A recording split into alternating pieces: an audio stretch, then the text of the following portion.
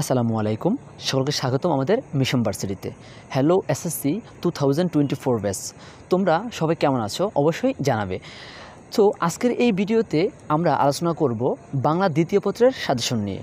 তোমাদের অনেকেরই সামনে যেহেতু এসএসসি পরীক্ষা চলে আসতেছে, তোমাদের অনেকেরই ল্যাকিংস রয়েছে এবং অনেকেই আমাকে জানিয়েছে যে ভাইয়া আমাদের জন্য কিছু সাজেশনের ব্যবস্থা করেন, যাতে করে সেই সাজেশন পড়লে 80+ মার্কস 90+ মার্কস আমরা ক্যারি করতে পারি। সো আজকের এই সাজেশনটা আমরা এমনভাবে তৈরি করেছি, আমাদের এই মিশন ভার্সিটির যে টিচার প্যানেল রয়েছে, টিচার প্যানেলরা 2 দিন ধরে বসে একদম পুরো টেস্ট পেপারটাকে ধরে ধরে বোর্ড কোশ্চেনগুলোকে অ্যানালাইসিস করে আমরা এমনভাবে এই সাজেশনটা ক্রিয়েট করেছি যাতে করে সেখান থেকে শতভাগ কমন আসবে, 2-1টা বোর্ড ছাড়া আর কি। সো এই সাজেশনটা তোমরা অবশ্যই ফলো করবে। আশা করি এই সাজেশন থেকে তোমাদের ম্যাক্সিমাম জিনিসপত্রগুলোই কমন থাকবে। আর হ্যাঁ, এই কয়েকটা দিন নিজেকে অবশ্যই পড়ার টেবিলের সাথে আটকে রাখো। শুধু সাজেশন নিলেই হবে না, নিজেকে পড়ার টেবিলের সাথে আটকে রাখতে হবে, নিজের পড়াগুলো কভার করতে হবে।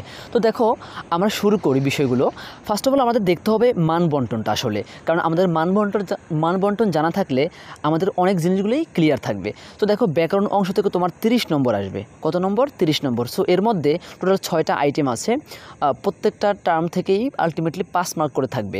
বাংলা উচ্চারণের নিয়ম থেকে 5 নম্বর, বাংলা বানানের নিয়ম থেকে 5 নম্বর, বাংলা ভাষার ব্যাকরণিক শব্দশ্রেণী থেকে হচ্ছে 5 নম্বর, উপসর্গ ও সমাস যে কোনো একটা, 2টা আসবে, যে কোনো একটা দিতে হবে 5 নম্বর, বাক্য তথ্য থেকে 5 নম্বর, বাংলা ভাষার প্রয়োগ ও অপপ্রয়োগ থেকে 5 নম্বর।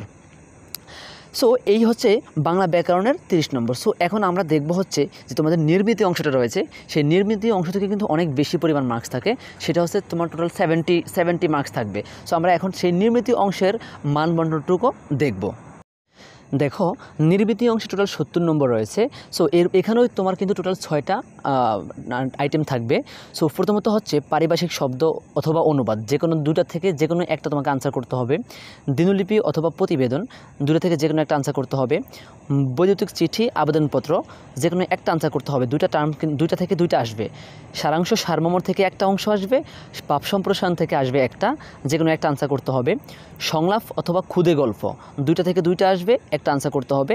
প্রবন্ধ রচনা থাকবে 5টা, সেখান থেকে তোমাকে একটা আনসার করতে হবে, যেটা কিনা 20 নম্বরের। সো এই যে টোটাল 6টা আইটেম রয়েছে, এই 6টা আইটেম থেকে তোমার 70 নম্বর থাকবে নির্মিতি অংশ থেকে। সো টোটাল ব্যাকরণ অংশ থেকে 30 নম্বর এবং নির্মিতি অংশ থেকে 70 নম্বর গেল। সো এখন আমরা দেখব একদম কমন, প্রত্যেকটার জন্য একদম কমন কি আসলে, কোনটুকু পড়লে তুমি একদম 100% পরীক্ষা কমন পাবে, সেই বিষয়গুলো এখন আমরা দেখব। প্রথমত আমরা 7 নং যে প্রশ্ন রয়েছে 10 নম্বরের, সেটা নিয়ে আলোচনা করব। যেই অংশে থাকবে হচ্ছে পারিভাষিক শব্দ অথবা অনুবাদ, অর্থাৎ তোমার একটা অনুবাদ আসবে, ইংলিশ আসবে, সেটাকে বাংলা করতে হবে। আর এটা হচ্ছে পারিভাষিক শব্দ, 13টা ইংলিশ শব্দ থাকবে, সেগুলো তোমার অর্থগুলো লিখতে হবে। সো আমি এখান থেকে বলবো যে তুমি হচ্ছে পারিভাষিক শব্দের প্রতি বেশি জোর দাও, কারণ এখান থেকে তোমাকে কাট টু কাটটা 10 মার্ক পাওয়া কিন্তু খুবই ইজি। তুমি জাস্ট পারিভাষিক শব্দগুলো হইলেই কিন্তু তোমাকে মার্কস দিতে হবে, কাটার কোনো চান্স নেই।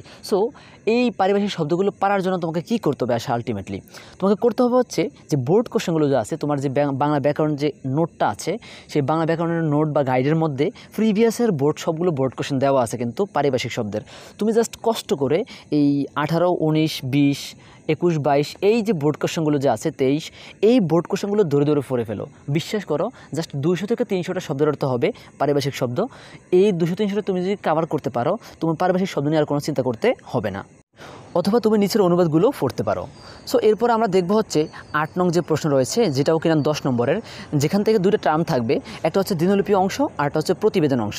দেখো, দিনলিপির জন্য কিন্তু তোমার টোটাল 6টা দেওয়া আছে দিনলিপি, আর প্রতিবেদনের জন্য তোমার 7টা দেওয়া আছে। সো আমি এখান থেকে তোমাকে প্রিফার করব, তোমার যেটা সবচেয়ে ভালো লাগে, তুমি যেটাতে সবচেয়ে বেশি দক্ষ হবা, তুমি সেটাই পড়ো, কোনো প্রবলেম নাই।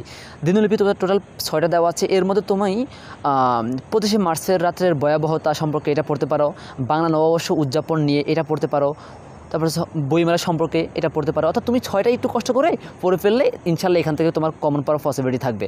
আর হ্যাঁ, অবশ্যই যে প্রতিবেদনগুলো দেওয়া আছে, 7টা প্রতিবেদন, এগুলো খুবই ইম্পর্ট্যান্ট। মানে এখান থেকে তোমার স্কিপ করার কোনো চান্স নেই। প্রতিবেদন, এই 7টা প্রতিবেদনের 7টা প্রতিবেদনে তোমাকে কী করতে হবে? পড়তে হবে, ঠিক আছে?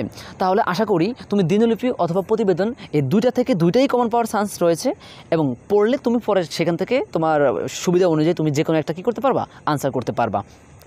স্পেশালি প্রতিবেদনের মধ্যে তোমার সড়ক দুর্ঘটনা, যানজট, তারপর হচ্ছে নিত্য প্রয়োজনীয় দ্রব্যমূল্য, খাদ্যদ্রব্যে ভেজাল, এই যে পার্টগুলো রয়েছে এগুলো কিন্তু খুবই খুবই ইম্পর্ট্যান্ট, ঠিক আছে? স্কিপ করার কোনো চান্স নেই। এই কয়েকটা তুমি যদি পড়ে যাও প্রতিবেদন 100% এখান থেকে প্রত্যেকটা বোর্ডে দেখবে তুমি কমন পড়তেছে, ঠিক আছে? তখন তুমি ইজিলিভাবে এই প্রতিবেদন লিখে 10 মার্কস ক্যারি করতে পারবে ইনশাল্লাহ। সো এরপরে আমরা দেখবো হচ্ছে আমাদের যে পরের টপিকটা রয়েছে সেই টপিকের সাজেশনটা। সো এখন আমরা আলোচনা করব তোমাদের যে 9 নং প্রশ্ন রয়েছে সেই 9 নং প্রশ্নের বৈদ্যুতিক চিঠি অথবা ইমেল অথবা আবেদনপত্র বা দরখাস্ত যেটাই বলো না কেন, বৈদ্যুতিক চিঠি অথবা ইমেল থেকে আসবে একটা, আর আবেদনপত্র থেকে তোমাদের একটা কোশ্চেন থাকবে। সো এই দুইটা কোশ্চেন থেকে যে কোনো একটাকে তোমাকে কী করতে হবে, আনসার করতে হবে। সো দেখো এখানে বৈদ্যুতিক চিঠি বা ইমেল সম্পর্কে টোটাল 6টা প্রশ্ন দেওয়া আছে। এই 6টার থেকে তুমি 6টাই পড়ে ফেলবা কষ্ট করে একটু, দেন তাহলে তুমি ইজিলিভাবে বৈদ্যুতিক চিঠি বা ইমেল নিয়ে আর তোমাকে টেনশন করতে হবে না। এখানে টোটাল 6টা দেওয়া আছে। ইন্টারনেটের ব্যবহারের সুফল কুফল, স্বাধীনতা দিবস বিষয়ে, নববর্ষ বিষয়ে, জন্মদিনের শুভেচ্ছা জানিয়ে। সো এই সকল বিষয়গুলো সুরক্ষার টুকটাক জিনিসগুলো পড়ে ফেলবা। আর আবেদনপত্র দেখো 5টা দেওয়া আছে। এর মধ্যে কিছু হচ্ছে তোমার হচ্ছে বাণিজ্যিক প্রতিষ্ঠানে অফিসার পদের জন্য আবেদন, প্রাথমিক ও মাধ্যমিক বিদ্যালয়ে শিক্ষক নিয়োগের জন্য আবেদন, বিদ্যুৎ বিভ্রাটের জন্য। এগুলো কিন্তু তোমাদের প্রধান শিক্ষক বরাবর হবে না। লাস্টের যে 2টা রয়েছে বিনা বেতনে অধ্যয়নের জন্য আর শিক্ষা সফরের জন্য, এগুলো কিন্তু তোমাদের প্রধান শিক্ষক বরাবর হবে। সো এগুলো দেখলে তোমার ইনশাল্লাহ কভার হয়ে যাবে। তো এখন দেখবো হচ্ছে আমরা 10 নং যে প্রশ্ন রয়েছে সেই 10 নং প্রশ্নের সাজেশনগুলো।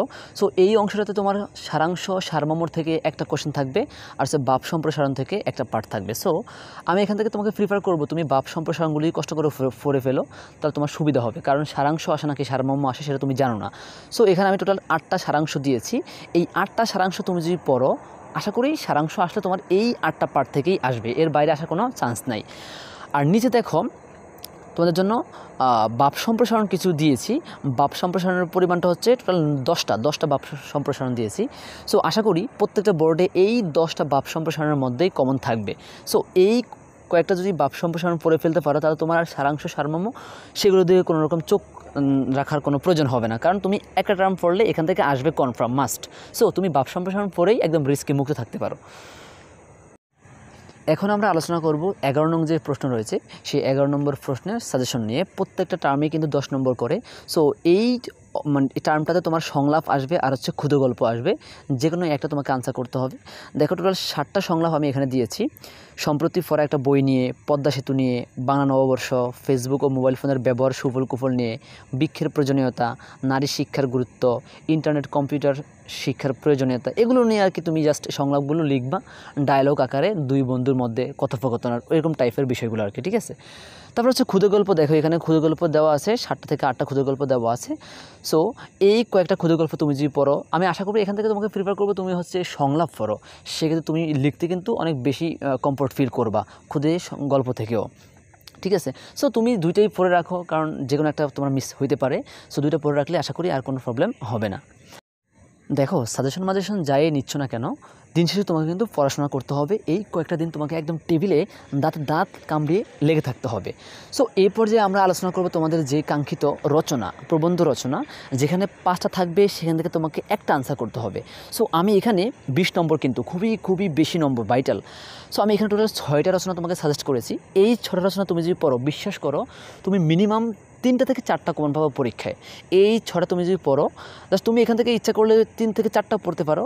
3 থেকে 4টা পড়লেও তোমার দেখবা যে মিনিমাম 1 থেকে 2টা তোমার কমন পেয়ে যাচ্ছ তুমি। সো রিস্কি এড়ানোর জন্য তুমি জাস্ট এই 6টা পড়ে রাখো, এর বাইরে তোমাকে কিচ্ছু পড়তে হবে না আর প্রবন্ধ রচনার জন্য, ঠিক আছে?